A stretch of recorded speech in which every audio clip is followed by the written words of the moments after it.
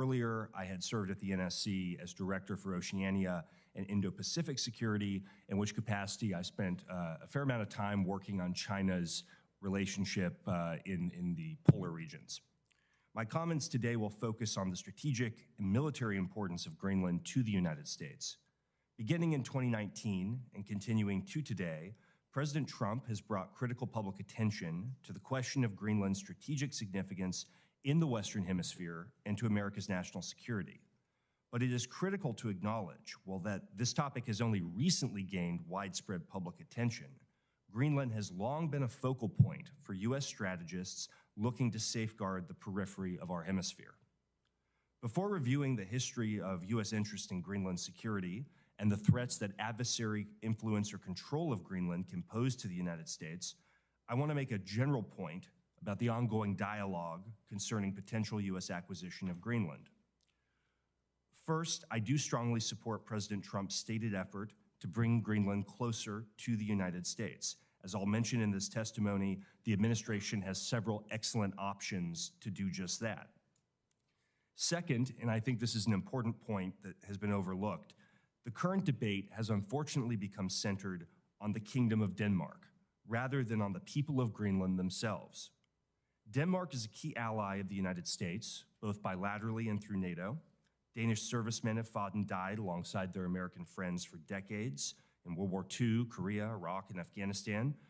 This debate, though, must move beyond U.S.-Danish relations, because that is simply ancillary to the larger choice facing the United States. Washington and Copenhagen are going to continue to be close friends, regardless of the ultimate status of Greenland. Put simply, and as embodied in Greenland's own foreign security and defense policy strategy that was put out last year, the ultimate goal of Nuuk is to obtain independence from Denmark. When this will happen is subject to debate, including in Greenland and Denmark itself, but for U.S. purposes, it is vital that leaders in Washington take seriously what the Greenlanders themselves are telling us, and what the last several decades of increasing Greenlandic self-governance and autonomy demonstrate. Members of the committee, the question facing American policymakers comes down to the following in my view. When Greenland inevitably obtains independence from Denmark, as their leaders again tell us that they will, who is going to greet them on the other side? Will it be Russia and China, with their history of predatory behavior in small developing states and their unwillingness to respect such state sovereignty? Or will it be the United States, with our commitment to sovereignty, the rule of law, respect for the environment, and for the rights and heritage of indigenous people? Now is the time to begin laying the groundwork for what arrangements can be put into place once Greenlandic independence is imminent. History tells us how critical this is, and I preview in my testimony going back to the 1860s, just how much the United States has focused on Greenland as a potential strategic threat if it is occupied or controlled by an adversary power. I would just highlight a couple things for these purposes.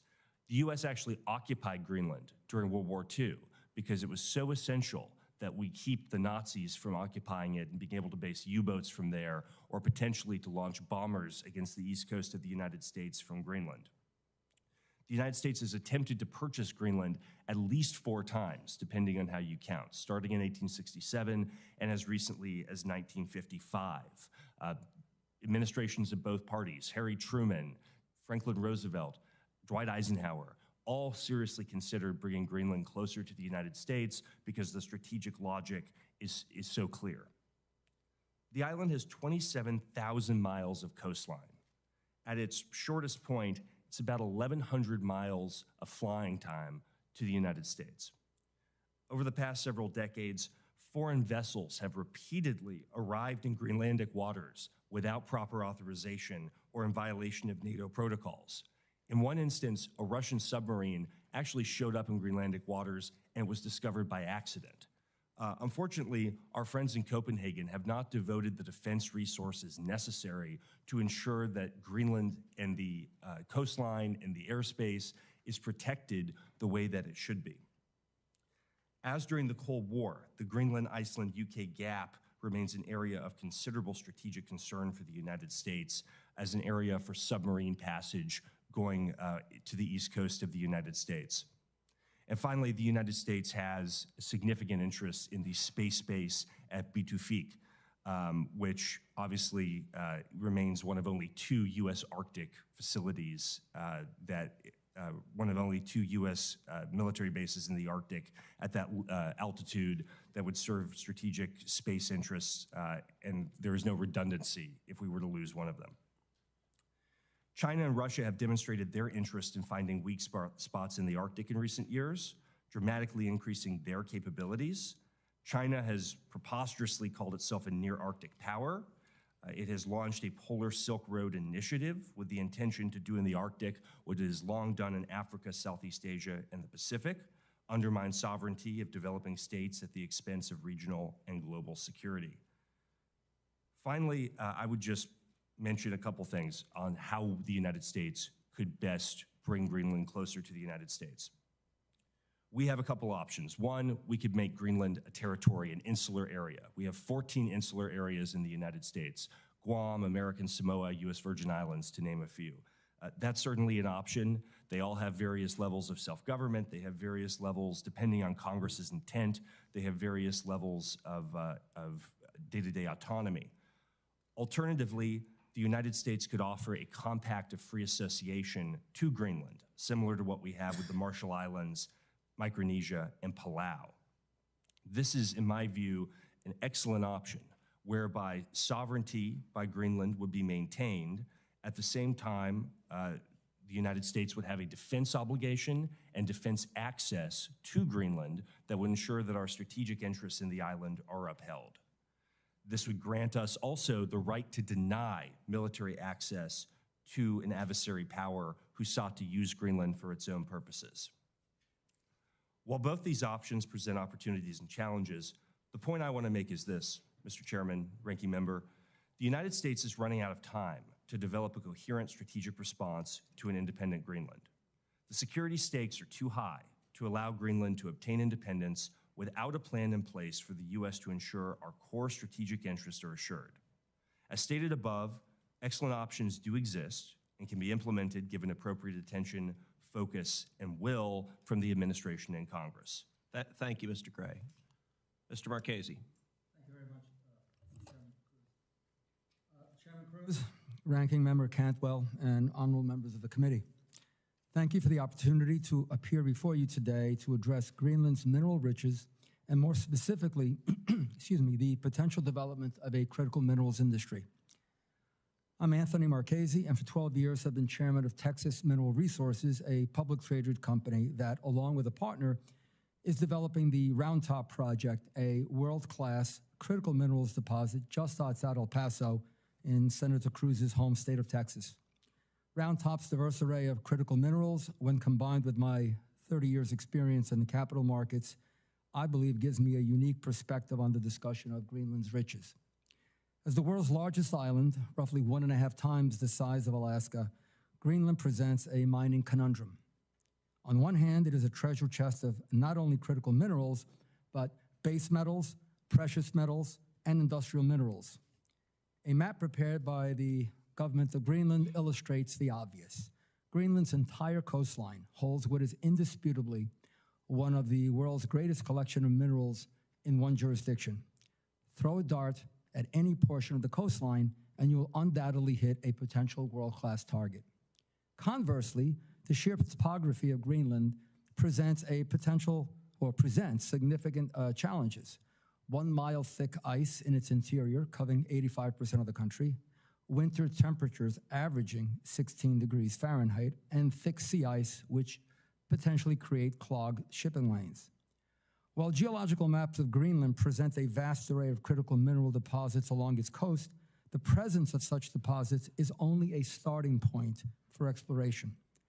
Critical minerals vary in value significantly.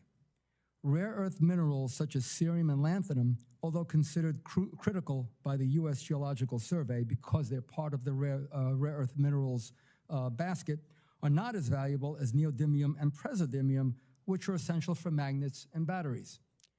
Mineral characterization is essential in order to, quote, separate the wheat from the chaff, unquote, to focus on economically profitable deposits. Such characterization requires significant amounts of exploratory drilling. Drilling provides answers to questions such as, what minerals do we have? What are the estimates of the quantities we have? And what are the grades of the minerals we have? Drilling is expensive, and such costs in Greenland are magnified. Once mineral characterization costs are addressed, capital and operating costs of mining are encapsulated in a feasibility study. After receiving the necessary approvals and permits, the feasibility study requires drilling data, metallurgical data, processing cost data, environmental data, and finally, the downfall of many projects, commodity prices, or accommodating commodity prices. Mining in Greenland dates back into the 1950s. In fact, Greenland was at one time the world's largest producer of cryolite, a mineral used in aluminum production. Outside of cryolite, serious mining in Greenland commenced in the 1990s. Unfortunately, there has not been significant critical mineral mining in Greenland.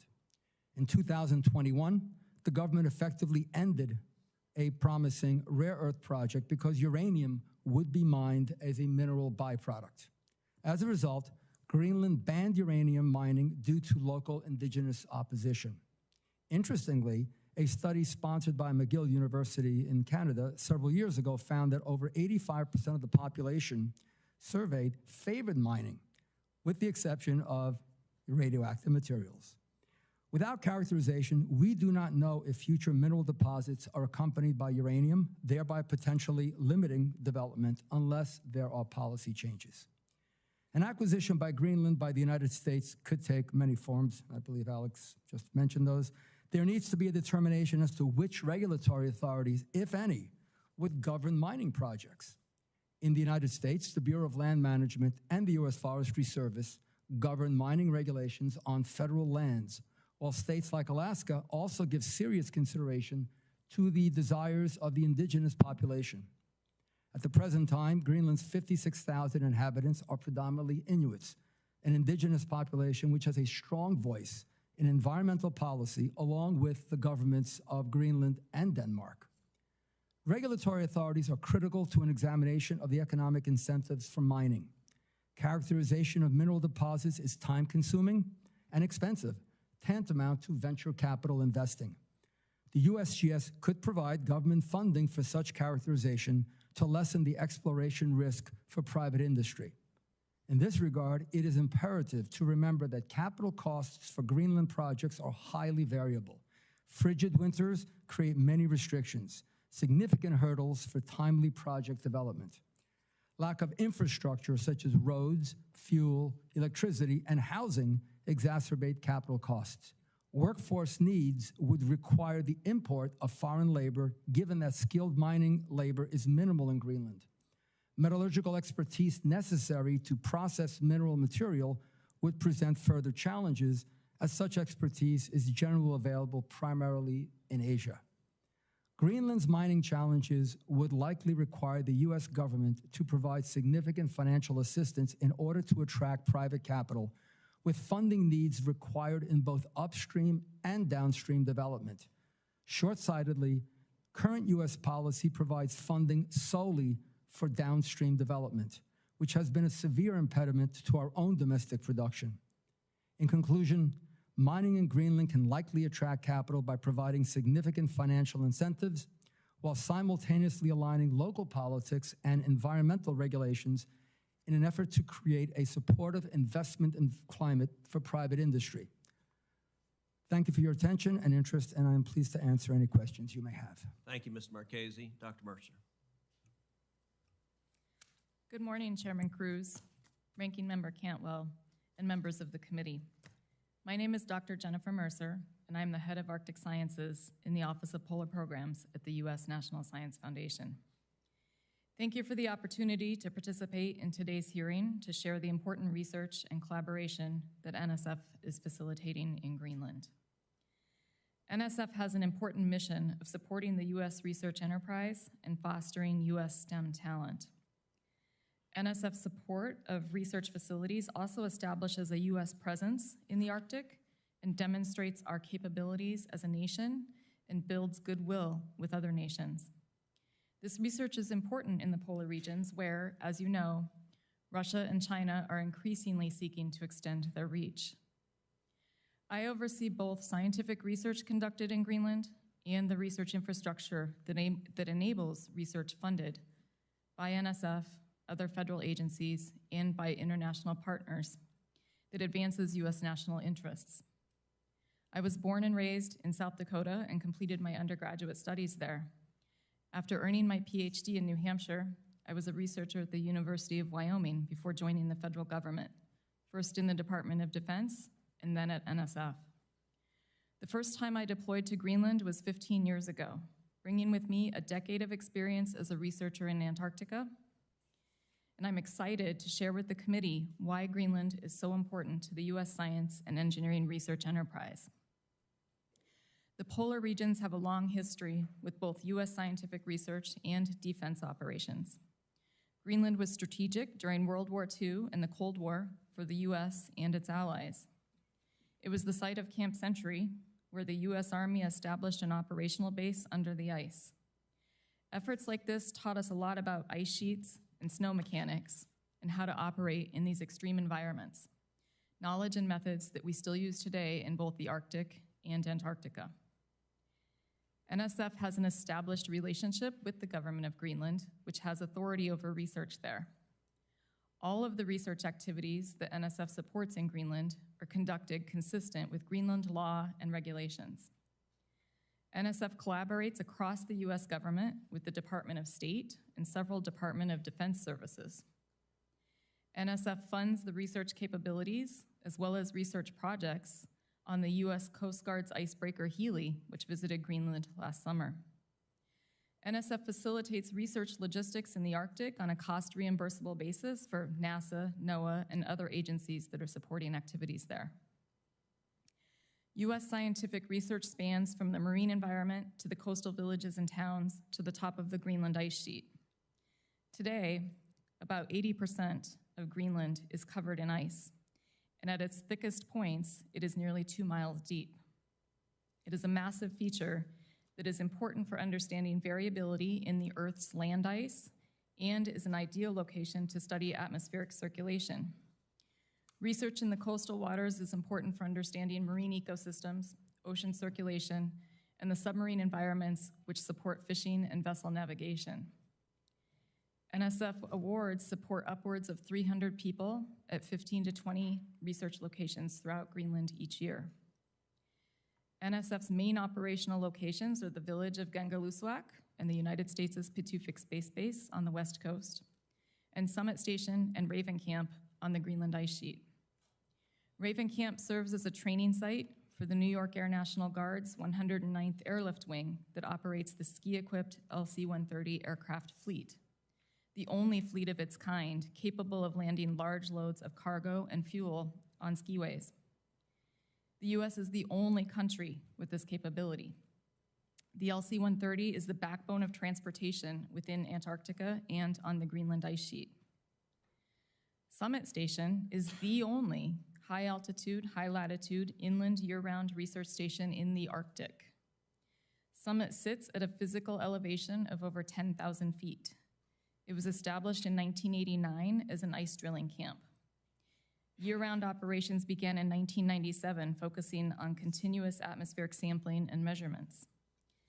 NSF is currently in the process of designing new station infrastructure for Summit, and this will serve as a hallmark of U.S. scientific research in the Arctic. NSF has approximately 75 active awards to U.S. institutions for research in, around, and about Greenland. The Arctic contains distinct physical features that allow for unique research opportunities with practical impact.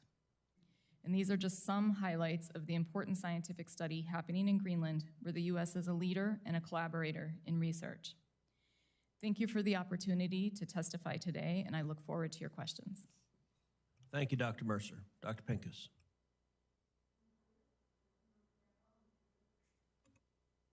Committee, thank you for convening this hearing on the Arctic and Greenland. I'm honored to appear before you today as the director of the Wilson Center's Polar Institute. In keeping with the nonpartisan, policy-focused work of the Wilson Center, I offer the following comments on U.S. strategic interests in the Arctic and Greenland significance.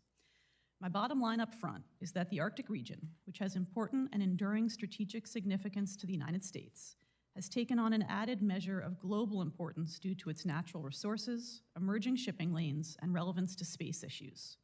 Greenland's importance is best understood in this broader Arctic context. The Arctic holds significant natural resources, including minerals, hydrocarbons, and fish. Emerging shipping lanes across the Arctic, including the Northern Sea Route across Russia's coast and the Northwest Passage, are drawing increasing interest as ice coverage declines. The Arctic is also important to the space domain, since polar and near-polar orbits provide unique and valuable satellite views. Russia has core national security and economic interests in the Arctic. It is a region of top importance to Russia. China also has interests in the Arctic, including natural resources and emerging shipping lanes. China has no territory in the Arctic, and the region is outside core PRC interests. However, the complex and emerging China-Russia relationship plays out in part in the Arctic, and this makes China an important and influential regional actor. The US established itself as the dominant polar power through significant effort and investment at the peak of the Cold War. Today, the effort that went into building US leadership in the poles is at risk. The investments made in the 1970s are rusting away, and the US faces a new and more complex global competition. Without a fresh wave of investment and attention, the US will face severe limitations on its presence in the poles and could soon lose its dominant position. These weaknesses are apparent, and it is not surprising that US competitors are leveraging the symbolic value of polar capabilities and operations to apply pressure on us. For example, China has leveraged its world-leading shipbuilding capacity to build a small fleet of research icebreakers, in contrast to the degraded condition of the US polar icebreaker fleet. The Polar Star and the Healy were great ships in their day, but the Star is now 52, and the Healy is 28. The US's 10 ski-equipped LC-130s, which Dr. Mercer has already discussed, were built in the early 1970s, and they are all now 50 years old. These unique capabilities are approaching the end of their operational lives. Losing them would directly risk US presence in the polar regions. When it comes to Greenland specifically, I would underscore that Greenland has enduring national security significance to the United States by virtue of its geographical position, and that Greenland's mineral resources have the potential to affect US economic security. I would note that Greenland has other economic strengths that also merit consideration, and I'll offer a couple comments on each of those points. Greenland's long-standing importance to US homeland defense and securing northern approaches is heightened by today's increasing activity by US competitors and the prospect of increasing accessibility throughout the Arctic. The Batufix Space Base is a critical forward location to US missile defense. Greenland provides the westernmost location for monitoring Russia's naval activities in the Arctic and North Atlantic. Other NATO allies are critical to this effort, and the US enjoys strong defense relationships in and adjacent to the region. Denmark recently announced a $2 billion package of defense investments for Greenland, with a second tranche of investment to be announced this summer. Greenland has a rich endowment of minerals. As Mr. Marchese has discussed, most are as yet undeveloped due to several significant complicating factors. The foremost challenge is the harsh climate and lack of infrastructure, which significantly raise development costs. Greenland's enormous energy potential is often overlooked. The island has virtually unlimited hydropower around the ice sheet. Its hydro potential is very high quality and offers the potential to co-locate energy-intensive industrial facilities in the Icelandic model. The cold climate in Greenland would make data centers an obvious choice, although this would require a fast fiber connection to the United States, possibly via the planned Far North Fiber project between Japan and Ireland, or through Quintilian's planned expansion. A fiber connection to Greenland would enhance regional security through a dual-use benefit to communications capabilities, and it would tie Greenland closer to the United States. Tourism is another significant area for growth. Starting this summer, United Airlines will offer direct flights just over 4 hours long from Newark to Nuuk. With tourism arrivals expected to double in the face of significant limitations on hotel availability and other support infrastructure, there is both a tremendous economic opportunity as well as need for strategic investment and development planning. Many of the challenges and opportunities we see in Greenland are echoed across the North American Arctic, including in Alaska and the Canadian Arctic. I welcome the committee's attention to this problem set and its strategic implications. The Polar Institute stands ready to support Congress's efforts through our research and analysis. Thank you so much.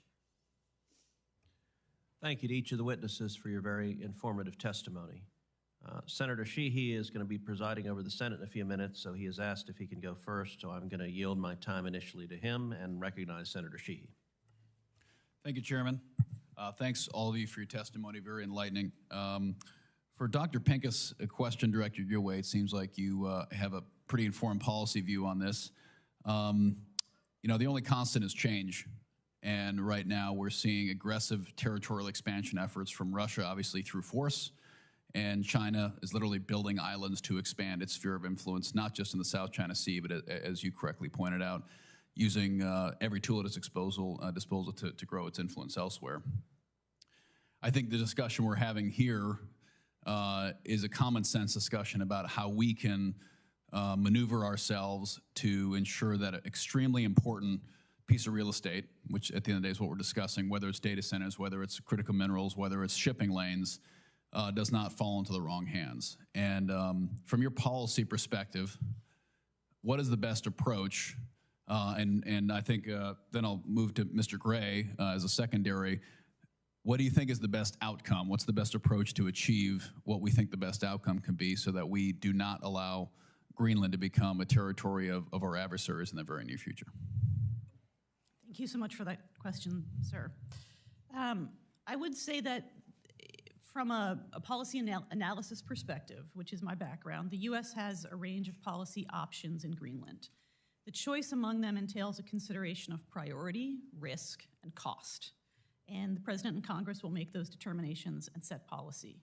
I do think that a thorough review of various scenarios and contingencies would be worthwhile exercise to carefully review the range of possible scenarios for Greenland's futures and evaluate a set of options for the United States, again, along those parameters of priority, risk, and cost. We have heard that Greenland is in a global context in which we have options that span across the Pacific in terms of different approaches to our relationship with Greenland. So we have both a geographical span to consider here, as well as, I would say, an evolution over time. Greenland has been very important to the United States missile defense for decades. And so we have an enduring significance there as well. So I think thinking about sort of geographical span, risk over time, and then those questions of priority, risk, and cost would merit a very thorough review. I welcome this discussion here today, but I think a more in-depth analysis of the various options would give you better grounds for making those determinations. Thank you. Senator, I agree with you completely that the threat is very real. And the threat of both Russian and Chinese penetration in Greenland, and not just in Greenland, but in the high north more generally, is something we have to be very attuned to. We've seen it not just in Greenland, but in the Faroe Islands. We've seen it in Svalbard. We've seen it all over that high north region. To me, the number one objective of the United States in Greenland has to be the same that it's been since the 1860s, which is to prevent, deny access and control to an adversary power who would use that space to threaten our homeland and our hemisphere. To me, the best way to do that, ideally, would be as an insular area of the United States, one of the the 15th insular area that we have. Alternatively, if that was not feasible for whatever political or other reason, I think the alternative of a compact of free association, whereby critically we would have military access, but I think even more significantly, similar to our Pacific friends in Palau, RMI, and Micronesia, we would have the right of denial to deny formally and through a legal mechanism the right of a foreign adversary to use that space. I think that would be the ideal American solution. What do you think that's not going to come for free. So what's that going to cost? Well, I can tell you, sir, in the instance of Palau, Micronesia, Marshall Islands, it does cost development assistance. It costs, in Palau, we have a trust fund that we funded for decades. It is on the order of hundreds of billions of dollars. But I think, one, it solves a security dilemma that we have had for decades or centuries. And two, Mr. Marchese is much more eloquent on the natural resources side of this, but there are tremendous economic opportunities that I think can offset some of these costs if we do this strategically and thoughtfully. So I think I think there are ways to offset the cost, in short, Senator. Great. Thank you. Thank you. Ranking Member Cantwell. Thank you, Mr. Chairman. And again, thanks for holding the hearing. And Dr. Pincus, so Greenland is a NATO ally, correct? We have military relationships now that allows us to be there. And we have all these other relationships that we could take advantage of, both on minerals. It's, to me, there's just a cheering section in Congress that wants us to understand the Arctic. And we've been yelling about it, I guess, or cheerleading for icebreakers for a long time, because it starts way over on our side of the country. Before you get to Greenland, we are seeing the intimidation, the activities of Russia and China as it relate to our fish, intimidation in our waters. And so for us, it doesn't start and end at Greenland. It is this issue you and others articulated of a melting ice that gives a Northwest Passage, that gives a whole new trend of interest. So, but when you think about what you mentioned, everything from space to natural resources, what do you think is the most important thing we could do now to bolster that alliance? Is it a more broadened NATO agreement? Because with this Baltic Sentry operation where we're trying to stop what Russia is doing, is it some other capability right now on this communication issue? And then while I'm not against the mineral agreement or enhanced mineral agreement, it seems to me that the hydro relationship, given what Mr. Marchese said about the ice being this challenge, here, ice is our friend, and ice is creating a ton of hydro. And if you do the sea cable, it seems to me like this is that getting a stronger NATO relationship, getting our expansive view of how this fits into the larger Arctic picture, and taking advantage of the easy layups would be things that we should do. Thank you for that question, Senator. Again, I'll go back to my earlier point that the U.S. has a range of policy options. And the first step is to define the problems that we are focused on really carefully, because it's hard to talk about answers if we're not all in agreement on what the problem is. But I think— I call that the correct environmental assessment. But in terms of policy options, I think the acquisition of Greenland is a really interesting option that deserves very careful scrutiny and weighing. I do think that it is a challenging option. I think there are some practical hurdles that would have to be overcome, and we can have a discussion about what those would be. I do think cost is an issue, but I think there are a range of options that, again, can be weighed against the problem, the risk we face, and our relative prioritization of it. And so if we put territorial expansion sort of at one end of the spectrum here, and then we can think about what might be smaller scale policy options that would be a less total solution, but might Okay, let me ask you something differently. If we weren't discussing Greenland and what the president said, would you be arguing for a larger NATO relationship and a larger Arctic agreement between the United States and NATO allies? I think the NATO alliance is becoming more active in the Arctic region without that agreement. And NATO is a large alliance that moves fairly slowly. So it has taken some significant steps to be more active in the Arctic in the last few years, and that process has been balanced against the ongoing demands of the war in Ukraine. Well, you could say we were slow on icebreakers too. So this is this awareness issue of we're trying to get the whole country to understand this challenge. I will say that the US and Denmark have a bilateral defense agreement for the defense of Greenland from 1951 that did not include Greenland. That agreement was expanded in 2004, the Igalikuy Agreement. to better include Greenland's voice. But 2004 is 20 years ago, and Greenland has taken many steps towards independence since then. So a new, perhaps trilateral defense agreement that is responsive to US security concerns, as well as the new political powers that have devolved to the Greenlandic government, I think is something that in the short term certainly could also deserve some attention. Thank you. Thank you, Mr. Chairman. Thank you, Senator Cantwell. Mr. Gray,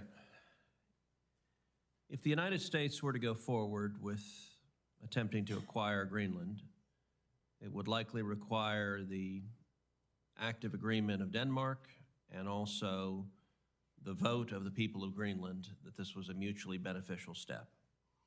Let's focus initially on the first part. From the perspective of Denmark, what are the benefits to Denmark of considering this negotiation? Well, Senator, I would say Denmark has failed, unfortunately, to provide the type of security that the alliance, that NATO, that we all need in the Greenland region, in the Arctic, for a long time. So having a U.S. commitment to take on some of that security burden would be beneficial to Denmark based on their behavior to date. I know they've recently increased some defense spending relative to Greenland. That's great, but we have a pattern of decades of neglect. So I would think that would be to their benefit. Look, I think the larger question here, Senator, is Denmark is not going to have as a constituent part Greenland over the long term. And so to the Greenlanders have made that clear. So the question is, what is the security architecture that's going to be in place at that ultimate point of independence? And it's not in Denmark's interest, just as it's not in our interest, to have a vacuum that is filled by China and Russia. And that's why having some sort of discussion about what comes next is so critical. So if I'm understanding your testimony correctly, there are three principal benefits to Denmark of considering selling Greenland's territory to the United States. The first is that their existing defense obligations put significant costs on Denmark, costs that are a real burden to the government of Denmark and the people of Denmark. The second is if the United States were to shoulder the cost of providing that defense of Denmark would also significantly increase the defense of Greenland, rather, would also significantly increase the defense and security of Denmark, and limiting the role of Russia and China in the Arctic also inures to the defense benefits of Denmark. But number three, and this is an important point you made, we are seeing a growing independence movement in Greenland. If Denmark were to negotiate today with the Trump administration to sell the territory of Greenland to the United States, it would presumably be able to negotiate some substantial sum of money. That's how we purchased Louisiana Purchase, that's how we purchased the Virgin Islands, that's how we purchased Alaska. If Denmark does nothing and Greenland declares independence, then rather than getting some substantial sum of money, Denmark gets nothing. Is that a fair summary? I think over the ultimate time frame we're talking about, Senator, that's true, because I believe we should take the Greenlanders at their word that they will be an independent country at some point. And ultimately, sir, it is not in Denmark's interest to leave a security vacuum in the high north. In addition to your point about the costs, they will suffer as much as anyone from having what I think is the 100% predictable outcome of China and Russia stepping into that vacuum if we don't have some sort of clear security architecture in place.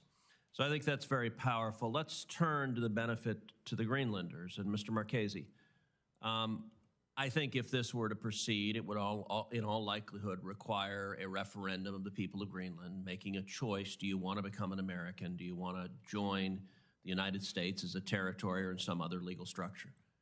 And there's been some chatter online about an early public poll that was done that suggested that currently Greenlanders did not want to do that. That does not strike me as terribly probative, given that this is the very beginning of a discussion, and any referendum would be made with the Greenlanders assessing, what do we get for it? What's our benefit? How are our lives better off? So in your judgment, how would the lives of Greenlanders be better off were they to become part of America? Senator, I mentioned in my testimony that McGill University had done a survey of the population, and they were for mining. So I believe part of it is the recognition that were the United States to come in, more than likely, they would provide some form of financial assistance to allow private companies to come in and mine. And the vast majority, I think they said about 85% of the Inuits wanted mining, with the exception of uranium. That's a separate topic. The point is, I believe once the Greenlanders recognize that the United States would come in and provide a lot of assistance, that mining jobs would be there, and that's very important for the population. There just isn't that much mining right now, and I think that if there were the prospect of financial assistance to jumpstart the mining industry, I think you would see more Greenlanders interested in becoming part of the United States. Well, we see significant discussion. I sat down this past week with the ambassador from Denmark and with the ambassador representative from Greenland, and one of the things we discussed is the very significant benefits that come with American citizenship. And I think, for example, of Puerto Rico, where the people of Puerto Rico enjoy a considerable upside from their current status as an American territory. And were Greenland to agree to this acquisition, the Greenlanders would get the invaluable asset of American citizenship, but also would benefit from billions of dollars of additional investment in Greenland to develop those rare earth minerals, the vast resources they have that are not currently being developed.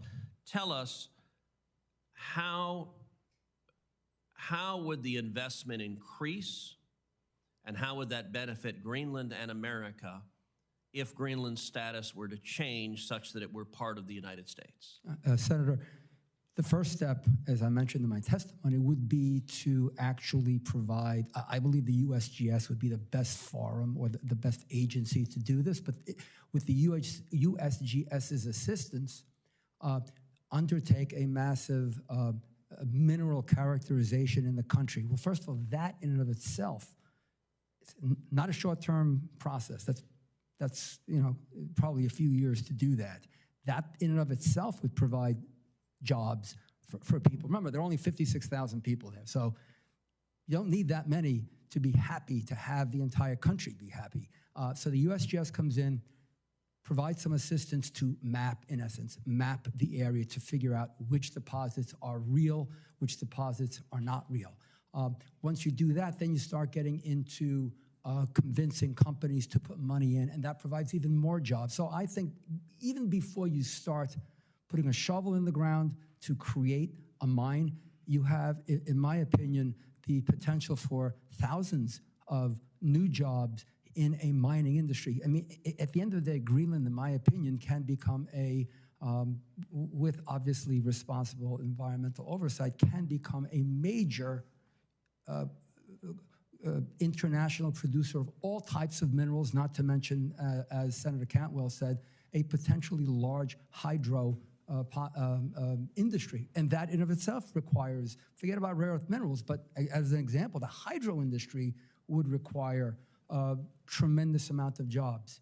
But remember, the expertise has to be developed also. So there are potentially massive economic benefits. I believe massive potential. Senator Kim. Thank you, Mr. Chair. Mr. Gray, I would like to start with you. You talked about two different ways in which this might proceed, about Greenland becoming an insular area or a COFA agreement. I just wanted to ask, does that mean it's safe to assume that you don't think the U.S. should consider use of force or economic coercion to take control over Greenland? Sir, I don't think the United States should use any sort of coercive behavior toward a NATO ally, meaning Denmark. Yeah, and because this has implications even beyond just Greenland, beyond just our conversations with Denmark. Do you think that the U.S. talking about potential use of force or not taking use of force off the table in places like Greenland and Panama, that weakens our arguments when we're criticizing or going against Russia and China for their infringements upon sovereignty in Ukraine and or maritime boundaries in the Indo-Pacific? Sir, I think what's critical is that the United States, the comments I think you're referring to had to do, in my view, with making sure that nothing was off the table in terms of if an adversary were to gain access to key parts of the Western Hemisphere. And I don't think we can take anything off the table to prevent an adversary from gaining control of key choke points. I think obviously in terms of allies and partners, we would never want to use military force or coercive means. When it comes to this decision that you're saying that we benefit from having a COFA, when we would benefit from having insular partnerships here on this front with insular areas, I guess I wanted to just understand, why does it have to be that route? So for instance, you talked about the Faroe Islands, Iceland is also up in that area. Would you recommend to us that we consider making offers to those places for those same offers of insular areas or a COFA? I wouldn't, sir, mainly because they're not part of the Western Hemisphere. And I think this, if you look at the history of our relationship with Greenland, the history of our strategic concerns with Greenland, it's unique.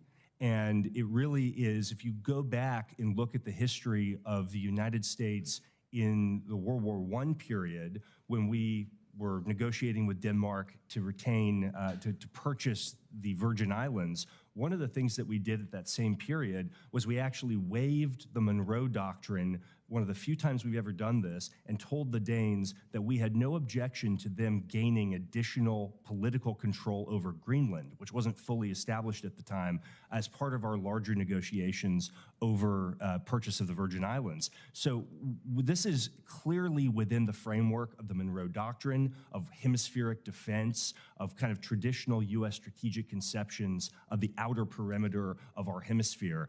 I think this is very different from some of the examples you mentioned. Well, I think Faroe Islands, Iceland, closer to the United States than Micronesia, Palau, other places where you said that we have COFA agreements to. I don't understand the difference.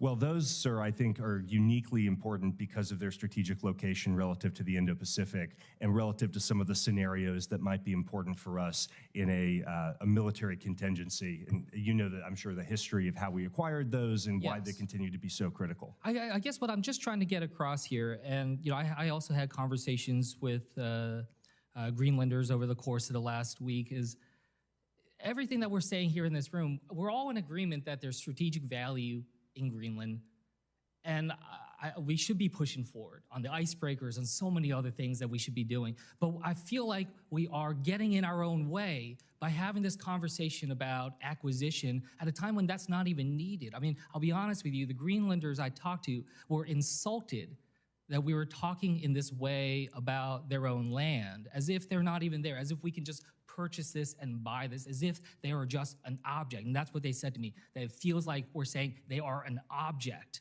that we can just take because we are the richest, most powerful country in the world. So I just want to push back here, because there's so much that we can be doing without having to own Greenland. So much more scientific partnerships, so much more that we can offer when it comes to minerals and mining. We should just be pushing forward in that, regardless of what happens with a potential referendum going forward. So that if they do get to that place, we are already positioned ourselves as a strong partner. No doubt more we can do right now, but I just think that this is getting in our own way. And when you look at the polling, 85% of Greenlanders say they're opposed to becoming part of the US. 46% view President Trump's interests as a threat.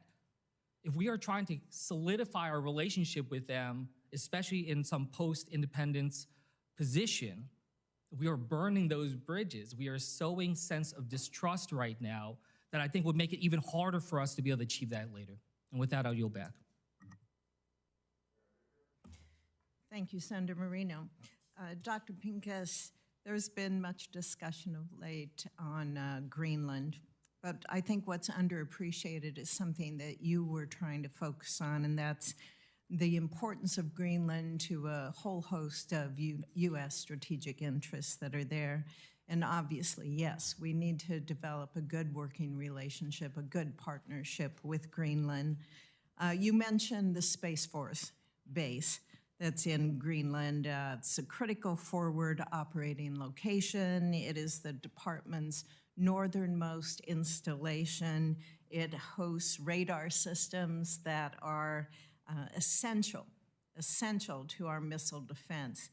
The comment was made that there could be flight paths of ICBMs over Greenland. Well, that may or may not happen, but what is key there is that no matter where in the Arctic ICBMs are flying, what we have to have is radars to be on Greenland so that not only can they track, but they can also detect any incoming threats. I'd also like to consider the Greenland-Iceland-UK gap, and Mr. Gray, maybe you'd want to add some into this discussion as well. As we look at the increased Russian submarine activity there in recent years, and you couple that with the growing Chinese and Russia presence in the Arctic, I think it's hard to understate that gap's importance. So both of you, do you assess that increased U.S. presence in the GIUK gap would be beneficial? Start with Dr. Pincus and then Mr. Gray, if you'd like to add. Thank you very much, Senator, for that terrific question. I think it's very helpful to talk in terms of specifics. And in Greenland, we have long had radar installations to give us early warning of incoming ICBMs coming from Eurasia. And in the current era of hypersonics, new missiles, new missile delivery systems, it's very important that those radars remain in place and that we recapitalize and modernize them to give us as much advance notice as possible. So there's a big radar system at the Batufik base, there's a big airfield, there's a deep water port. On the east coast of Greenland, that is the westernmost point of that GIUK gap. So it is a key point for monitoring Russian naval activity. I think we are looking at a set of challenges in the GIUK gap related to Russian activity, undersea activity, that is a real problem set for us. The gap between Greenland, Iceland, the UK, also I would add Norway, provides us some really important points from which to support monitoring and activity. It would be best to talk to the Department of Defense in a classified setting about what specific capabilities and access they may need, but I will say that the 1951 Defense Agreement gives us very wide access to Greenland. We have never had a problem asking for access and permissions and not getting it, and both Greenland and Denmark have made it clear that they stand ready to have that conversation again. I think the Danish defense investments that have been announced include domain awareness capabilities and presence that will help us. There's certainly more that can be done, but I think being very specific about what the problem is helpful in terms of thinking about our appropriate response, and also recognizing that in an event of a contingency, fixed installations, whether it's a radar asset or an airfield, they would be taken out with long-range missile strikes. So, I would say that Russia doesn't have the capability to seize and hold Greenland, and nor would there be a strong military argument for it to do so, given that its most likely response in the event of a contingency would be to strike those assets and then keep moving on. Which would also make it extremely important that DoD maintains that spectrum use to be able to identify what's coming in, not just for the homeland, but also for Greenland. Absolutely, and I think having a conversation about air defense and missile defense options. We do not have interceptors in Greenland. We do not have interceptors in Canada. We have them in Alaska. So I think there is a conversation to be had about that specific capability. Thank you. Mr. Gray, before I get called out, please. Thank you, Senator. So many of our concerns strategically about Greenland, going back to the 40s, have been about the GIUK gap. And it's been a concern across multiple great power competitors. It is a concern today. To me, the question is less, Dr. Pink has made the comment about, militarily it would probably not be taken out. I'm more concerned about a future political arrangement in Greenland that could be influenced or controlled adversely by an adversary power in a way that would prevent us from being able to exercise the type of control or the type of domain awareness over the gap that we have had in recent years. That's why I think these proposals that I've mentioned, that others have put forward for what is the long-term political arrangement in connection with Greenland, it's so important because we have to have the ability to maintain some sort of control and some sort of awareness over that gap. Thank you. Senator Blunt Rochester. Thank you for the recognition, Mr. Chair and Ranking Member Cantwell, and for convening this hearing about our partnership with Greenland. Greenland is positioned near the next vital strategic region for the United States and our adversaries, the Arctic. As we all have discussed here today, Russia and China know well that the Arctic is important to controlling the flow of trade and global security, and they are increasing their economic and military activities in the region. That is why we must simultaneously strengthen our relationship with Denmark and Greenland while addressing the growing international threats to the region. Our alliance with Denmark and Greenland is critically important to our shared economic and national security. I'd like to focus my questions on our critical mineral supply chains. Greenland's strong natural resources offer economic opportunities for Greenland itself, for the United States, Denmark, and our allies. As Greenland's own Minister of Business has noted in a January 16th op-ed, Greenland has 39 of the 50 minerals we have classified as critical to national security. This is why supply chain resiliency is one of my top priorities. Ensuring the innovative industries in the US and in the allied nations have the resources they need is critical for the expansion of good-paying jobs for Greenlanders and for a strong economy.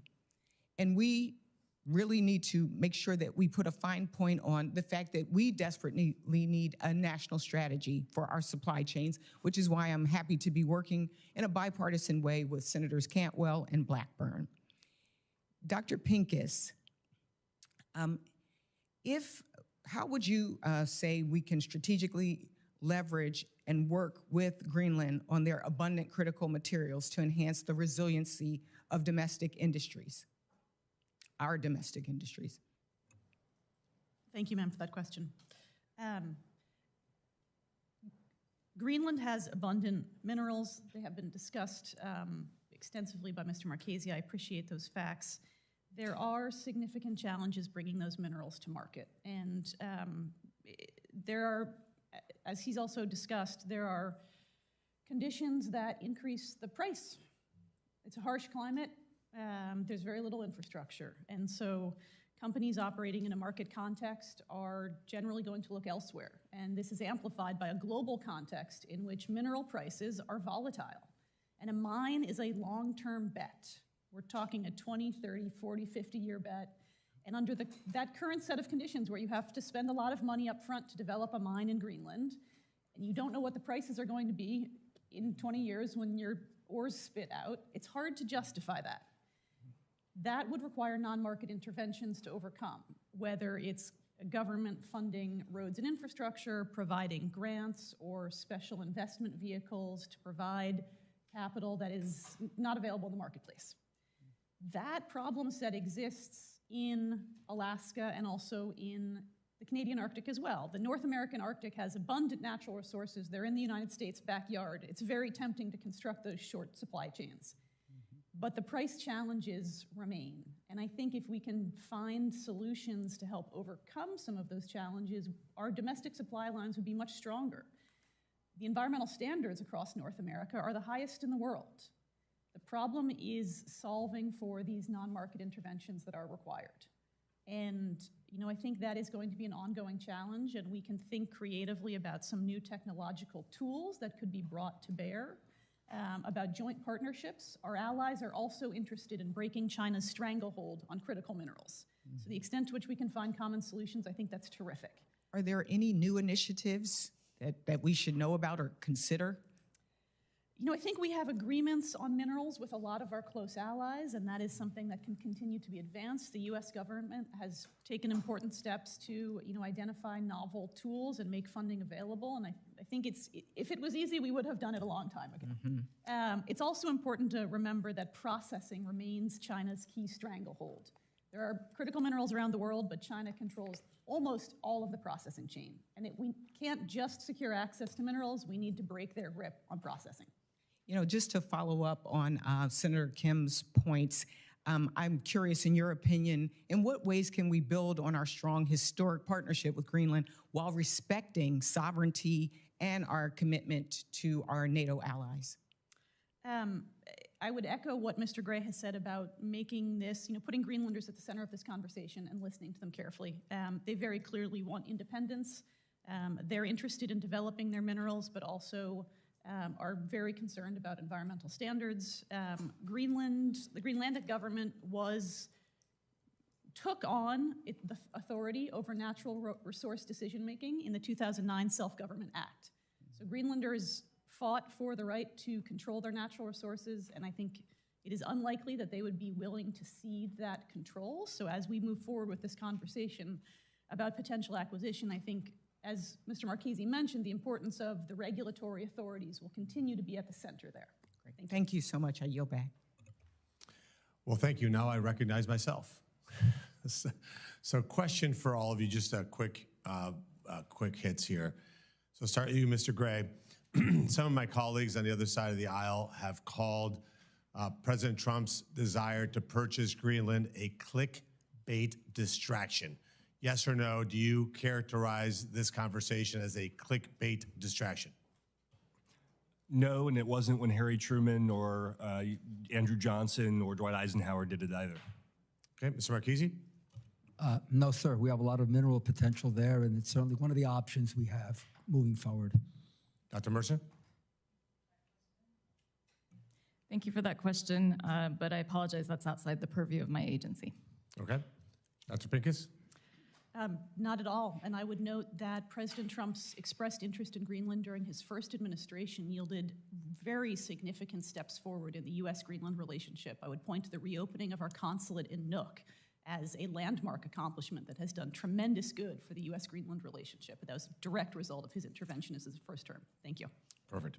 So not a clickbait distraction, in fact, actually a very worthy conversation. So let me ask you again the same from the perspective of the 56,000 people who live in Greenland. Let me just point out that's basically the size of Westlake, Ohio, where I live, is the entire population of a country that is, sorry to say it to my colleague from Alaska, 50% bigger than Alaska. He likes to always point out how big Alaska is versus the rest of us.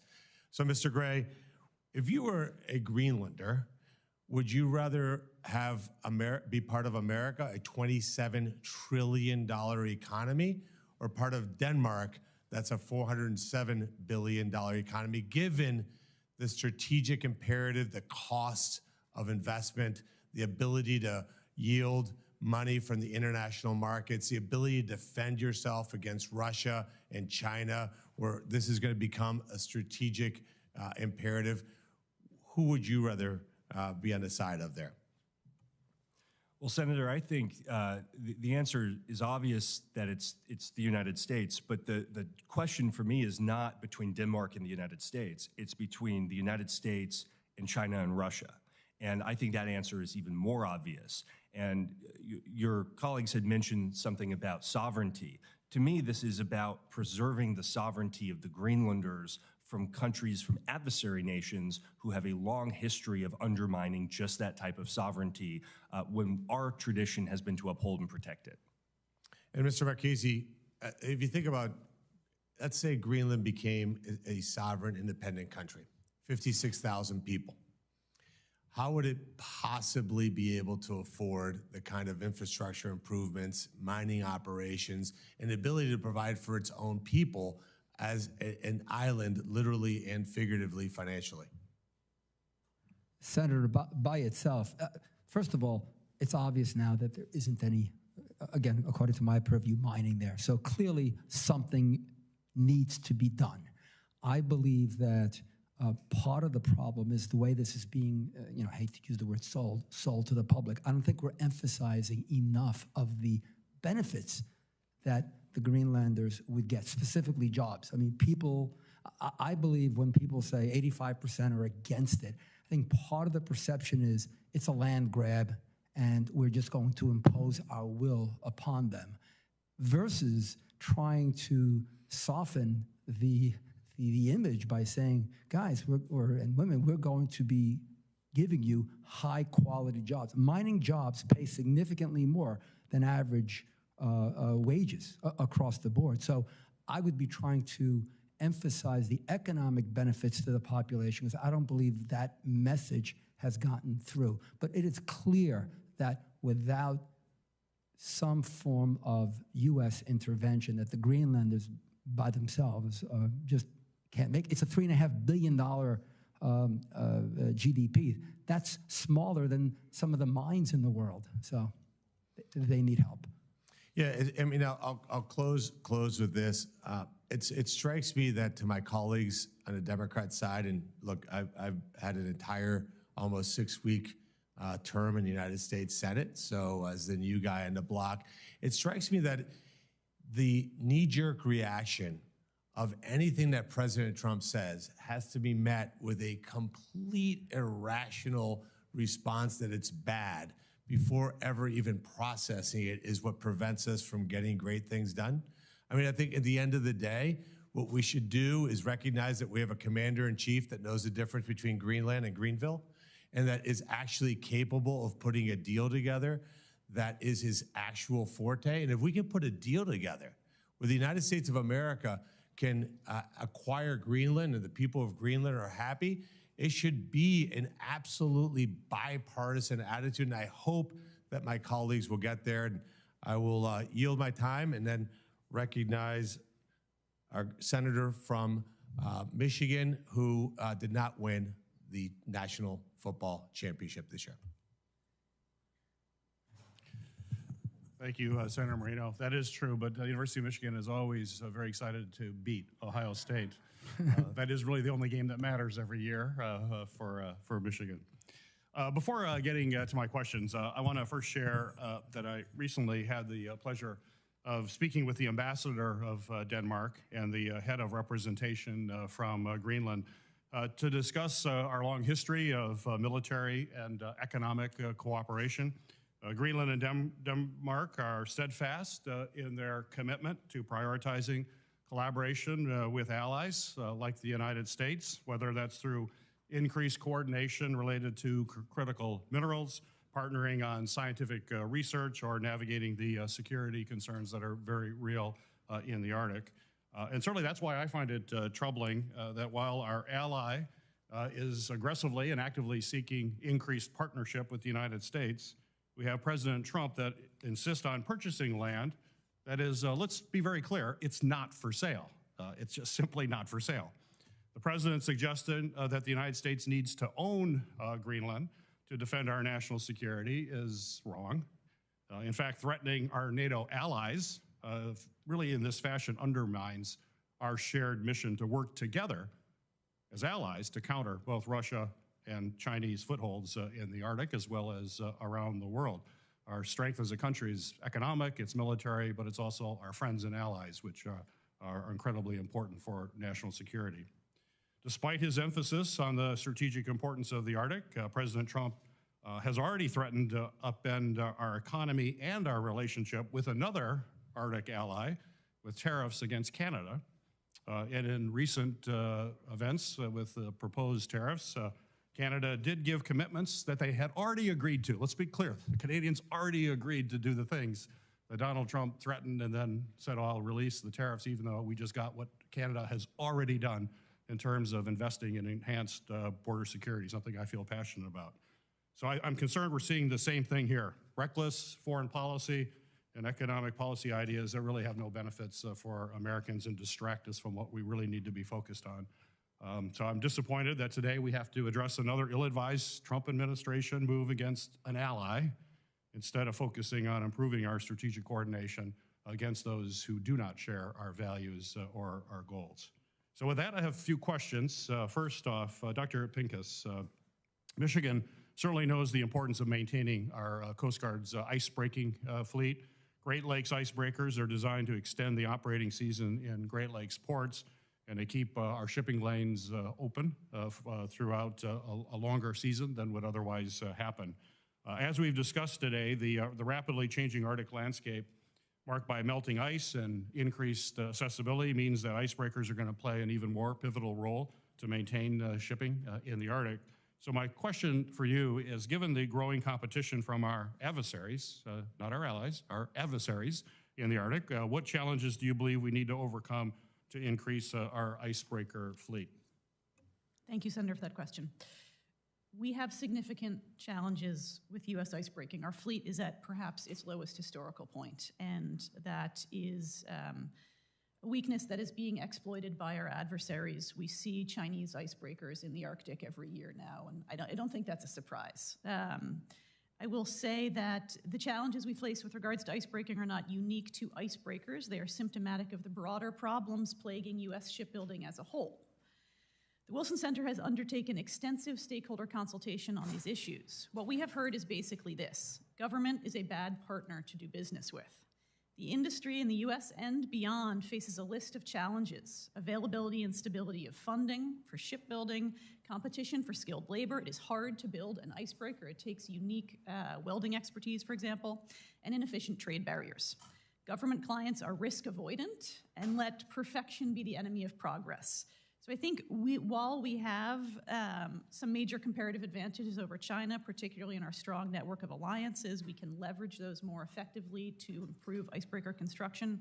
I would flag the Ice Pact, which is a trilateral agreement between the US, Canada, and Finland to cooperate on the production of polar icebreakers and potentially also Great Lakes icebreakers, as having potential to leverage allied expertise. And this may have carry-on effects across shipbuilding more broadly. Great, great.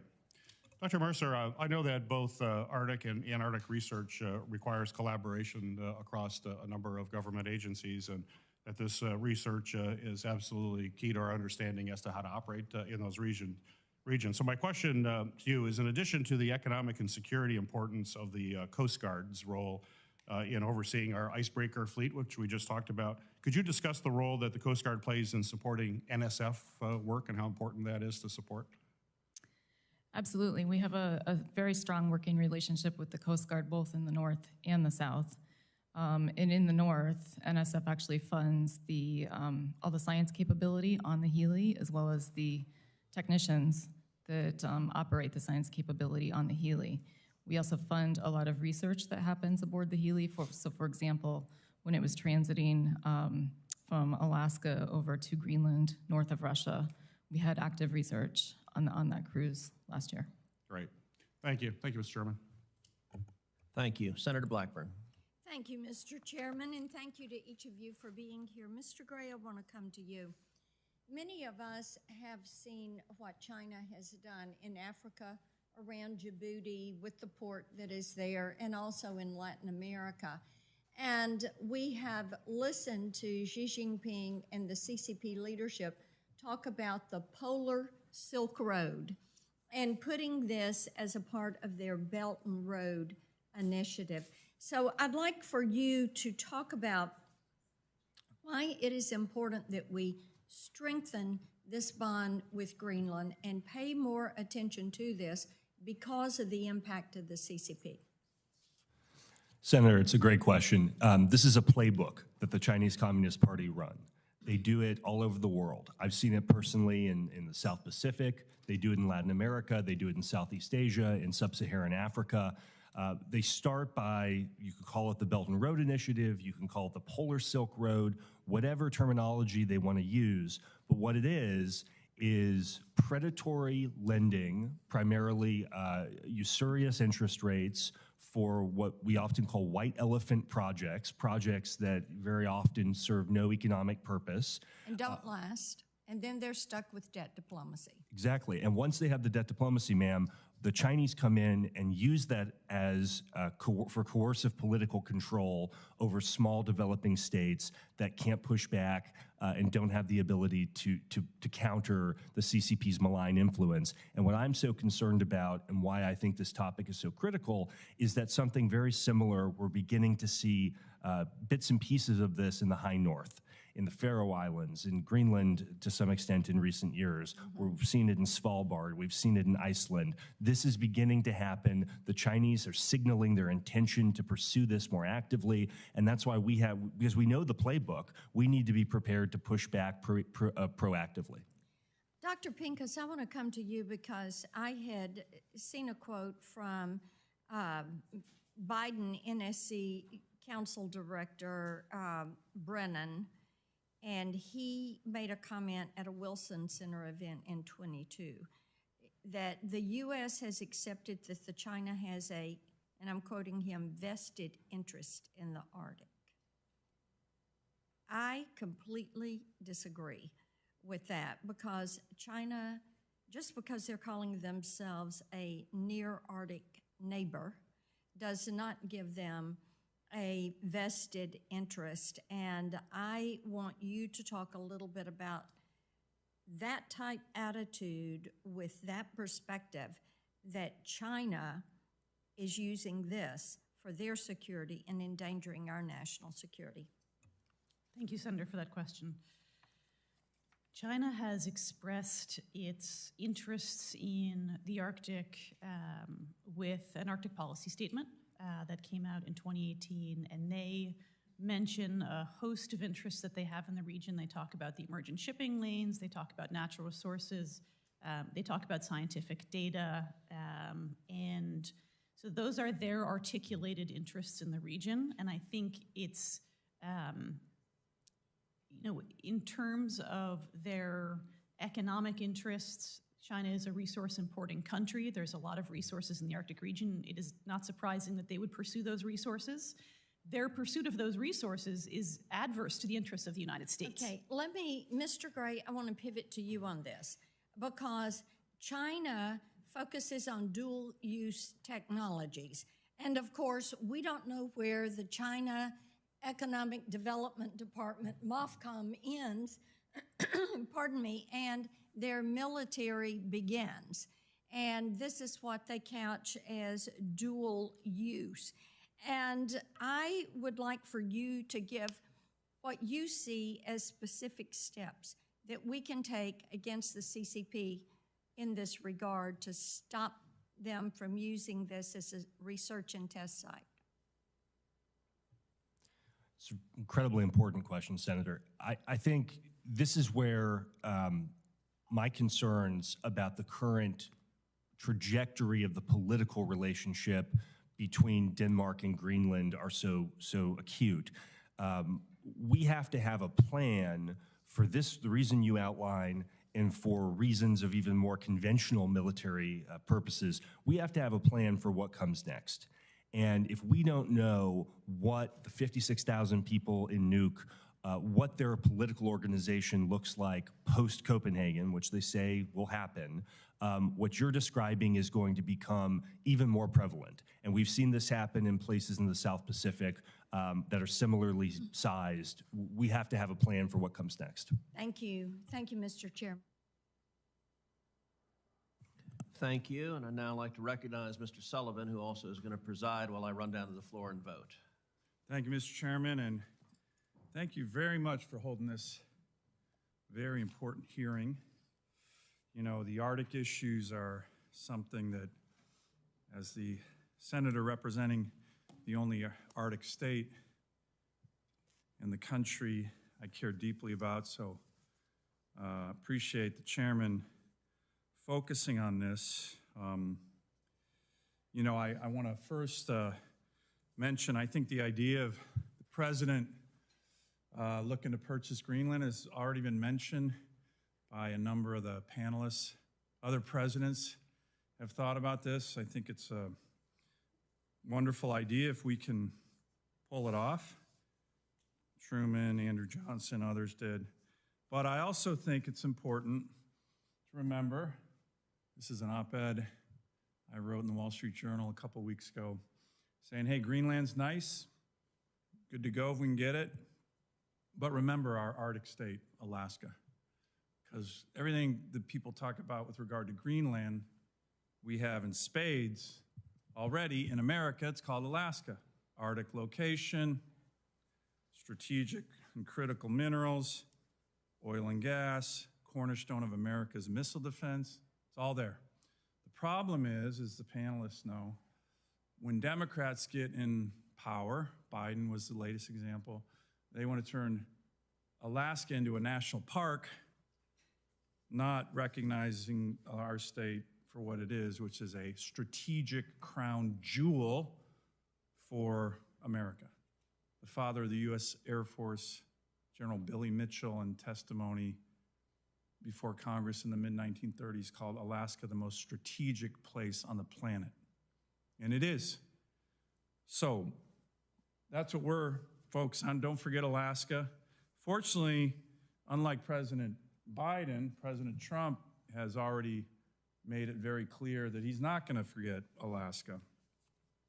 On day one, the president signed an executive order called Unleashing Alaska's Extraordinary Resource Potential. And I want to thank President Trump and his team for doing that. It goes into everything that this hearing has talked about: strategic minerals, oil and gas, natural gas, getting the military involved. We just introduced my legislation called the Iron Dome Act, which is all about missile defense. Alaska is the cornerstone of our country's missile defense, and we can build that out even better. So appreciate what President Trump is already doing on Alaska. But it's not as if our adversaries don't recognize the strategic importance of Alaska or the Arctic. Next slide. This is what doesn't make a lot of news in the lower 48. In the last 3 years, we have had an enormous amount of Russian incursions into our airspace, America's airspace, Alaska's, it is, naval incursions into our EEZ, and just in the past year, these are some depictions of this. This is another slide we have. This gives you all the Russian, Chinese joint strategic bomber incursions into our ADIZ, and very disturbingly, joint naval task force into our EEZ. So our adversaries clearly understand the Arctic. Can you put that other one slide up there? Just the one you had before, Scott. Yeah, perfect. So that's a wind-up to a question I want to ask the panelists. Mr. Gray, why don't we start with you? Given this, right, how important is America's Arctic? I've been talking to Secretary Hegseth, President, others, and Alaska, not just for missile defense, but to push back on what is clearly happening. We had a meeting on what we're going to be doing on the border. A lot of discussion with the President's team on the northern border. This is the northern border, and our adversaries are all over it.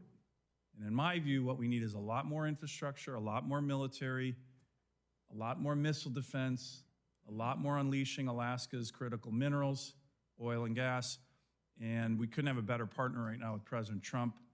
In the contrast between him and President Biden, who wanted to make my state a national park, he issued 70 executive orders, 70, singularly focused on Alaska to shut us down. President Trump's wiped that out, but what's your sense on how we need to respond to this in America's Arctic, which is Alaska, and the potential that Greenland could add to this, because that's the other part of the Arctic, not the Alaska part of the Arctic. Senator, it's incredibly important. I think we have to look at our hemisphere holistically, from the Aleutians to Greenland, from pole to pole, and have and President Trump began this process in his first term, this holistic Arctic strategy that I was pleased to be involved in. We have to, from a military standpoint, we've talked about icebreakers, but we have to— By the way, just real quick on icebreakers, Russia has 54, some of which are nuclear, many of which are weaponized. We have 2, and 1 is broken. You think that's peace through strength when it comes to icebreakers? It isn't. Continue. Sorry to interrupt you. It's obviously the icebreakers are key, particularly when we think about what the adversaries are doing, nuclear-powered icebreakers, growing their fleet. When we think about the limited limited C-130 capacity that we have now for Arctic takeoff and landings, when we think about just the general attrition of Arctic warfighting capabilities since the end of the Cold War and the lack of investment in them, I know DoD will likely have its own Arctic strategy. We have to have Arctic warfighting capacity and deterrence as a much higher level priority. And I think your chart and what your state's dealing with is a perfect example of why. Great. I'm going to turn to Senator Schmidt here. I know cares about these issues as well, and then I'll have some follow-up questions if there are no other senators coming back. So, Senator Schmidt. Thank you, Senator. For 80 years, nearly 80 years, the United States has provided the security blanket that has kept NATO allies safe. Yet when President Trump raised valid concerns about Greenland's security, NATO talked about protecting Greenland not against Russia, not against China, but against the United States. That is totally absurd. The reality is that President Trump's messaging is about defending not just America, but also our NATO allies against Russian and Chinese aggression. The reality is the real threat in the Arctic is Russia and China, and it is growing. Russia has reactivated Soviet-era bases, expanded its nuclear icebreaker fleet, and sent submarines into Greenlandic waters, one of which was only detected by chance. China, despite being 900 miles away, calls itself a near-Arctic state and is using its polar Silk Road to expand its influence over Greenland's infrastructure. Despite these mounting threats, Denmark has failed to provide adequate security for Greenland. The island's 27,000 miles of coastline remain largely unmonitored, and foreign vessels repeatedly enter its waters unchecked. The U.S. cannot afford to sit back while others neglect these responsibilities. The Arctic is a key frontier in global competition, and Greenland is central to U.S. security. Whether we acquire Greenland, increase military presence, economic investment, or formalize security arrangements, we must ensure Greenland's future aligns with U.S. interests, not Beijing's and not Moscow's. Whether through increased military presence, economic investment, or formalized security arrangements, we must act now to secure the Arctic for ourselves and our allies. So with that, I did want to ask Mr. Gray, I mentioned the Polar Silk Road. How would you compare that to the One Belt, One Road initiative? Senator, I think of it as just the Arctic polar adjunct of Belt and Road. I think it's just, we know the playbook, as I said to Senator Blackburn, this is what the Chinese do to gain economic and then coercive political influence. It's the same playbook with a different name. And as we've seen in other places around the world, when they build a grid, they can turn it on or they can turn it off. They build an airport and you're critical of the CCP, all of a sudden you don't have flights anymore. I mean, this is incredibly dangerous in a place like Greenland, which, by the way, is also part of the discussion about Panama and the Panama Canal, right? This having China control both ports on either end of that canal is incredibly dangerous for us from a military perspective and an economic perspective. Mr. Marchese, did I pronounce that right? Close enough, Marquez. Close enough, sorry. I apologize. I did want to ask you about, you may have mentioned this before, the potential economic value of that mineral wealth. And in this broader discussion we have about supply chains and having them, not being reliant on China, how valuable is that to the United States and the freedom-loving world? Well, Senator, it's extremely valuable, but as I mentioned, sir, it will take, in my opinion, significant capital from the United States in order to get private industry. The United States should not be in the business of operating critical mineral resources. So it should, in my opinion, be the private sector, but it will take, in my opinion, significant incentives for the private sector. Not necessarily, well, the significance of the upfront money would be to de-risk or somewhat help de-risk these projects. It's all about risk and reward. That's why, if you look at the map today, there are very few projects that are in existence. It's just the uncertainty of what's really there. So in the half a minute I have left, what specifically, I mean, you started to sort of outline that. What is it, if we wanted to endeavor and we had a sort of working with them, what steps would we take to move forward on that? Well, Senator, the first thing we have to do is actually, like anything, identify what's there. We have, at this point, just literally scratched the surface of what's there. The sampling that's been done just indicates this is there. What we don't know is how much of it is there, the grade of what is there, how difficult it is to, and when I say difficult, the level of difficulty it is to process these materials. So there's a lot of unanswered questions which the average private company just is not in a position to undertake. And the very largest mining companies, they're risk averse. These are not individuals that are accustomed to what I would call high risk investment. So it takes a different mindset when you're going into a country like Greenland than, for example, staying in the United States. Well, one of the things I think has been the hallmark of President Trump's foreign policy, and certainly what I believe in, is identifying what are our core national interests. I think this era of adventurism is over. What are the core interests of the United States of America? And I think Greenland sits sort of front and center with that. So I appreciate the conversation and the hearing today. Thank you. Senator Hickenlooper. Thank you, Mr. Chair. Thank you all for being here.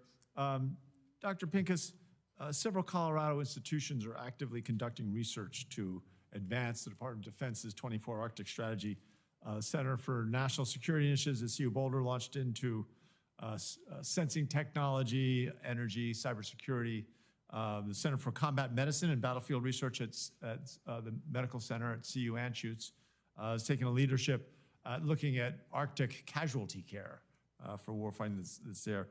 Dr. Pincus, how can we continue to foster partnerships between the Department of Defense and the academic and research community on these, to support these national security efforts in the Arctic? Thank you, Senator, for that question, and I appreciate you flagging the strong connections and support between the Department of Defense and our research and academic institutions, which has played out particularly in the polar regions. Both the Arctic and Antarctica have long been places where there's been close cooperation between U.S. science institutes and the U.S. military, and that has redounded to the benefit of the United States. We have world-leading scientific capacities. We have a technology-based economy, and that comes out of decades of support for basic science and research, and also, all of the tech spin-offs that come out of that. And so I think, you've listed a couple of examples of research efforts that are likely to provide economic benefits as well as military advantages. I think that's always been very important. Militaries must constantly innovate to dominate. And, the polar regions are places where that's especially true given their unique challenges. Great, thank you. I appreciate that. And certainly, I remember 30-some years ago, some of the scientific research into the Arctic was derided as being useless. And the scope of history requires us to keep looking and being curious. I had a friend who was a geologist who cross-country skied across Greenland in 1985. It's pretty flat, at least until you get to the coast. Dr. Mukasey, obviously we talked about the critical and rare earth minerals that are at Greenland. However, as you've mentioned, they're mostly locked in the ice. The cold weather and winter mining, I mean, you really can't do it too much in the winter there, it's so cold. The U.S., one of our great advantages against China and Russia has always been our allies, our network of alliances and partners, many of whom have extensive mining experience. Canada, excuse me, Canada obviously has a lot of experience in coal mining. Japan, seafloor mining. How might the new critical mineral mining ventures in Greenland benefit from that shared expertise? Good question, Senator. Unfortunately, most of the downstream, which is the processing capabilities in the world, are located in Southeast Asia, and specifically China. China prohibits their researchers and professionals from doing this in other countries. So even if Greenland, in an alternative universe, if the United States said, hey, we want your help, they wouldn't give it to us just because it's prohibited. There is expertise in Africa, there's expertise in South America, but again, it depends on the type of mining you're referring to. So for example, there is significant expertise around the world in base metals. So copper, aluminum, things like that, no problem finding expertise anywhere. Right. When you start getting into the critical mineral area, as I said, most in Southeast Asia, but specifically some in Europe. So they, in my opinion, would have the expertise available, but in I get limited. it. I understand what you're saying. It's complex. It's not easily accessible. Yes. Got it. Dr. Mercer, as you know, Arctic research in remote, austere environments through the National Science Foundation, through NOAA, requires, again, close collaboration with our partners, our allies. The funding freeze issued by the Office of Management and Budget could really disrupt some of these research efforts. In the Bipartisan CHIPS and Science Act, the Congress directed the NSF to create an Office of Research, Security, and Policy, responsible for identifying and addressing security risks that impact research integrity of the U.S. projects. In your view, does the increasing presence of China and Russia in the Arctic region show or create any new research security risks that Congress should be especially vigilant about? Thank you for your question. The Office of Polar Programs in NSF works in close partnership with our Office of the Chief of Research Security Strategy and Policy. NSF is also a member of the National Counterintelligence Task Force to work with the intelligence community and law enforcement partners on research security issues. It's something we take very seriously. But as far as the rest of your question, I'd be happy to take that back to NSF and potentially arrange a conversation in a different setting. Perfect. Thank you very much. I yield back to the chair. Senator Young. Thank you, Chairman. Thank you, witnesses, for being here. I'd like to begin with critical minerals and trade, building on some of my colleague, Mr. Hickenlooper's questions. The headlines have recently been focused on acquisition of Greenland under different scenarios, but what I actually find more plausible and therefore more interesting is some sort of trade relationship that might be deepened. Greenland holds vast reserves, as we know, of critical minerals and sits outside of China's supply chain dominance. And I think a trade partnership with Greenland could strengthen our mineral security in the fairly near term. Let me know if I'm wrong on that predicate. But I also think that without investment in processing, we risk repeating some past mistakes that we've made in terms of these trade relations. A smarter approach might be to go beyond extraction and ensure that trade agreements support investment in refining, processing, and manufacturing to work together with our counterparties and build a resilient supply chain rather than shifting dependencies. We know that trade deals alone won't solve our problems, but they will certainly make great strides towards reducing our dependencies. Without addressing permitting delays and infrastructure gaps at home, even the best agreements could take years to deliver real results. So, Mr. Marchese, Mr. Marchese, close. Marchese. Okay, I'm sorry, sir. If a trade agreement were to be considered with Greenland, what specific policy incentives should be included to ensure that rare earth elements aren't just extracted, but also processed and refined in a way that strengthens U.S. supply chains? Senator, great question. I will disagree with you somewhat, though. Please. I believe we risk making the same mistakes in Greenland as we have in the United States, which is the federal government provides a lot of potential financial assistance for downstream processing. So process to your heart's content will help you. But finding sources, which is, as I mentioned in my testimony, upstream, zero money available. Yes. In my opinion, significantly easier to get funding once you have the upstream part solved. Finding the mine, developing the mine, right, in my mind, is significantly more important than processing it. You get lots of money. There's lots of people that would give you capital to process something, but you have to have the supply to begin with. And in this country, we don't provide money for exploration and discovery. In our alternate universe, we'd love to have every other country deliver Yes. material so we can process it. So I'm learning, Mr. Marchese. I'm learning from you. You're familiar with some of the solutions that are offered here on the Hill. One has been to, and this has been spearheaded by Senator Cornyn, to work with our friends around the world and our U.S. Geological Service to identify where all the mineral reserves are, and then do our best to project out into the future demands for those various minerals and processing capacity, and just kind of map all this stuff out as one would do when you're managing a project. Is that the sort of assistance that might help take some risk out of the markets and unlock more private capital? Senator, absolutely. As I mentioned earlier, it's called mineral characterization.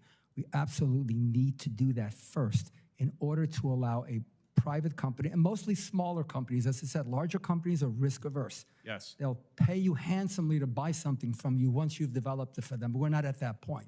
So we need smaller, typically the smaller companies are going to be coming in to do this type of exploration. They just don't have the capital, to undertake these. So yes, in my opinion. Maybe that paired with something I was alluding to, again, I'm not suggesting that all would be sufficient, but collectively, would that be constructive towards reducing our dependence? Senator, yes. As long as we had upstream as well as downstream funding, I think we're on the right track. Very helpful. Thank you.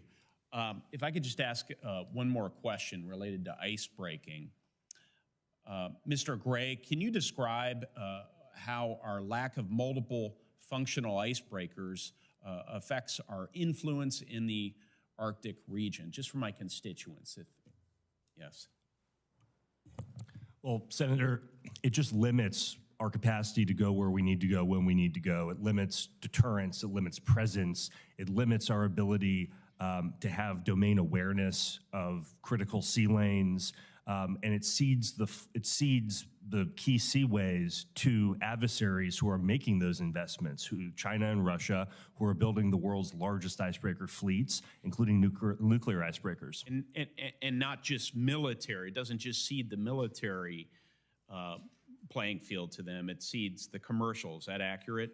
It does. And what I would say, though, on the Chinese particularly, I think the commercial is oftentimes a predicate for future military activity, and that they're intricately linked in the Chinese context. As Mr. Mahan said they would be. Absolutely. Linked. Right. Okay, Chairman, thank you. Senator Klobuchar. Thank you. Thank you, all of you, for being here. I just want to point out again that Denmark and Greenland have made clear that Greenland is not for sale. And this hearing thus on the acquisition of Greenland and the problems it's causing with our allies seems strange to me when we just got the report that the inflation is going up, and I think we should be more focused on those things, but I'm happy to dive in. Being from a state that has a lot of snow and having been to Greenland, I'd love to talk about this. As my Republican colleague, Senator Murkowski of Alaska, said in a joint statement with a member of the Danish parliament, the future does not require us to redraw the borders on the map, but to work harder than ever to cross them. Dr. Pincus, do you agree that strengthening our alliances advance U.S. strategic objectives in the region? Thank you, Senator, for that question. I would say that from a policy analytic perspective, the U.S. has clearly defined national interests in Greenland and across the Arctic, and we have identified some challenges and some problems that we are turning our attention to. We have a range of policy options, and I think it is the job of the President and the Congress of policymakers to make those policy determinations, balancing relative priority, risk, and cost. So again, with regards to Greenland, we have a range of options, and there's a spectrum in there. And I think at the lower cost, a sort of lower hurdle part of that spectrum, I would put diplomatic arrangements, treaties, defense agreements. Okay. Thank you. I'm concerned about the freezing, since we're talking about freezing lands, freezing of federal grants and assistance that can seriously harm our global competitive advantage, including in the Arctic. For instance, the National Science Foundation's Office of Polar Programs guides critical research on Arctic issues. For example, the University of Minnesota's Polar Geospatial Center has been working on digital mapping with support, which is going to be really important as we look at what's happening with Russia and other countries that are not our friends, China, that are heading there. What role, Dr. Mercer, can the university research community play in preparing the U.S. for future civilian and military operations in the Arctic region? Thank you for that question. America is the world's leader in scientific research, and our work, NSF's work, or the work that we support in the Arctic, including that of the University of Minnesota and the Polar Geospatial Center, is really important to the U.S.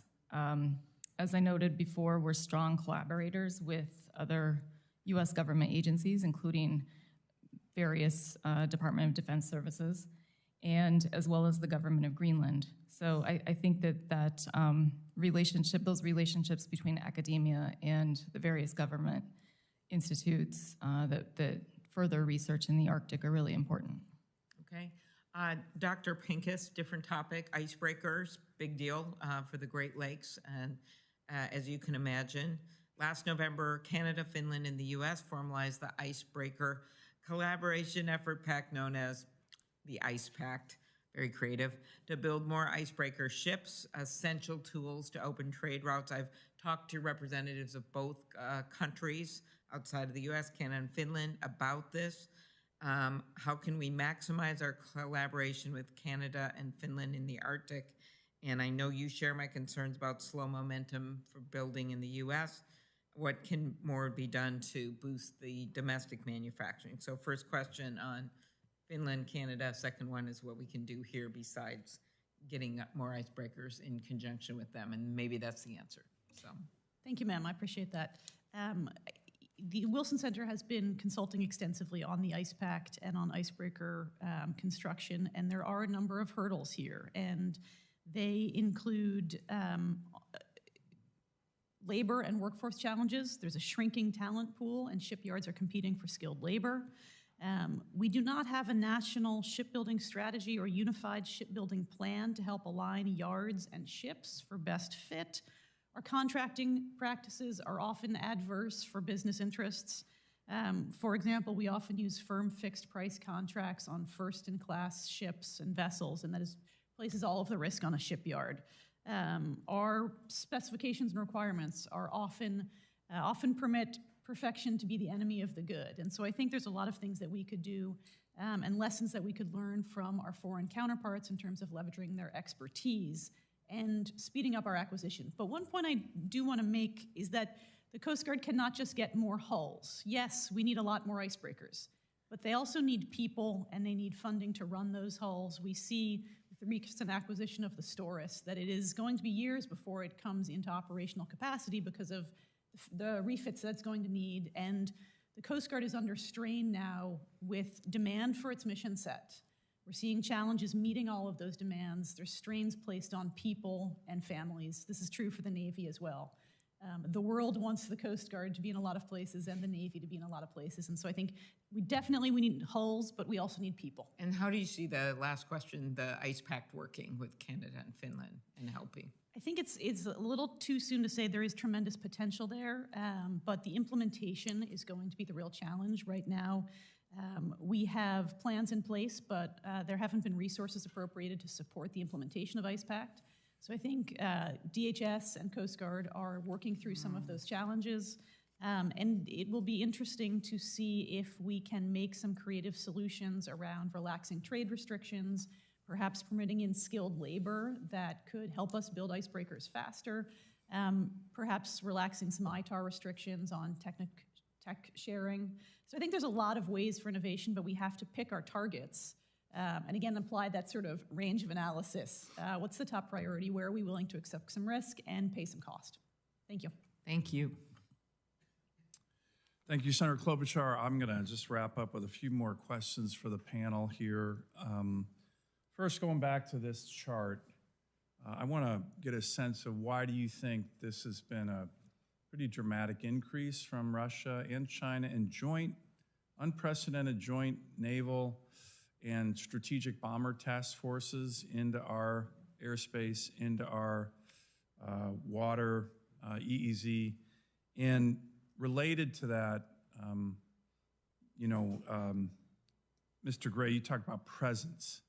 You can't have presence without infrastructure. I think it's high time that we start looking at more infrastructure to be able to address this. We're going to have a hearing with the NORTHCOM commander on the Armed Services Committee tomorrow, and I'm going to talk a lot about looking at potential bases. There's an incredible Navy base out here, the ADAC Naval Base was closed during BRAC. That could be a great sub base, Naval Air Station base, surface warship base, huge refueling capacity right there, flanking the Russians, Chinese, very strategic. We're trying to get a strategic port built in Nome, Alaska. But otherwise, we have very little infrastructure from which to launch military, economic, icebreaker capabilities. So maybe just a quick question for all the panelists. Do we need more infrastructure in America's Arctic? And now I'm not talking Greenland. This hearing's about strategic interests in the Arctic. We're an Arctic nation solely because of that great state, Alaska. So what's your sense for all the panelists on infrastructure in the Arctic to combat what is a very, very aggressive move by our adversaries? And by the way, just talking to the NORTHCOM commander, we had one of the busiest times ever in terms of aggressive incursions, joint Chinese-Russian operations. That's unprecedented. He thinks this year it's going to be even more. So we got to be ready for America, protecting America. Right now, what's the sense of the panel on infrastructure in America's Arctic? Senator, I couldn't agree more. We have to have more infrastructure, not just from a defensive presence standpoint to protect our homeland, but also from a power projection standpoint. Yeah. We've allowed our Arctic infrastructure, in addition to a lot of our just our general defense industrial infrastructure, to atrophy. I think this would be a huge way to boost our capacity to deter in the Arctic. Great. Mr. Marchese, do you have a view on that, sir? Senator, I couldn't agree with you more. You're preaching to the converted. We, in my opinion, need significant more infrastructure spending, not only in Alaska, but in the United States. You know, there's nothing wrong with fishing at your feet. I mean, we have everything we need here. It's great that we're going to Greenland, but let's concentrate on what we can control, which is United States investment. Great. Thank you. Dr. Mercer. Thank you for the question, sir. As I said before, America is the world's leader in scientific research, and that's certainly true in the polar regions.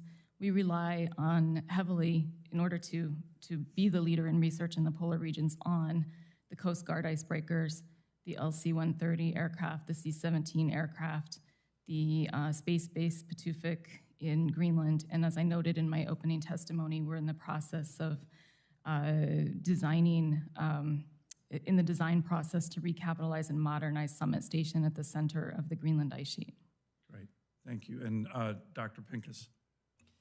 Thank you, Senator. I agree that we are seeing increased adversary presence in the region because they perceive weakness on their part, and so they're pressing us. Yeah, and by the way, it's not on this chart. I have another one that shows their, I think some of the witnesses said this earlier, they're building up their infrastructure, particularly military, but also energy and critical mineral infrastructure in a huge way in the Arctic, and we're still kind of, I agree, kind of exuding weakness. But I would also note that we face multiple challenges in Alaska. In addition to extending and expanding our presence there, we have challenges with coastal erosion and some of the permafrost issues. So there's money that needs to be put into current DoD installations to harden them.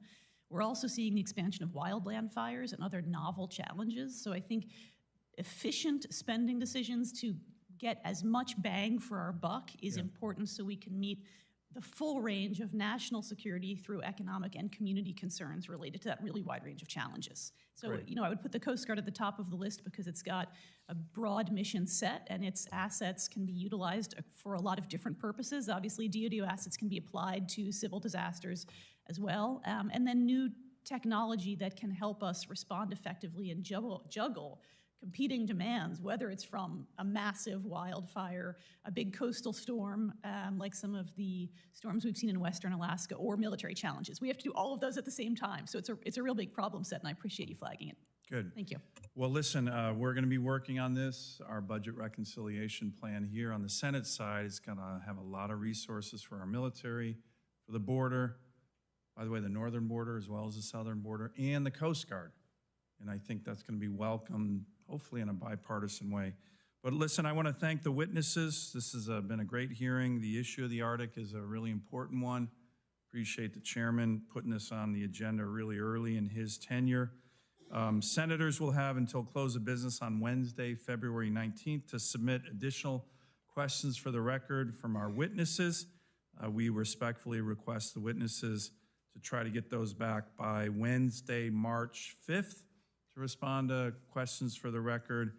Again, thank you. Great panel today. A lot of interest, as you can see, in a bipartisan way on Greenland, on the Arctic. We got a lot more work to do. This committee stands adjourned.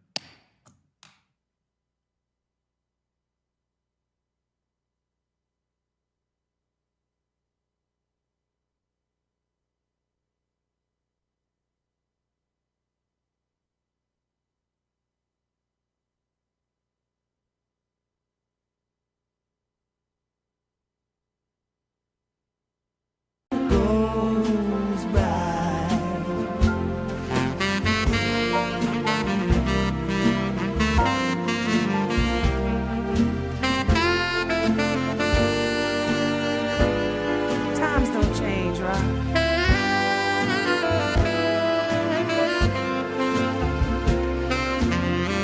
Sing it to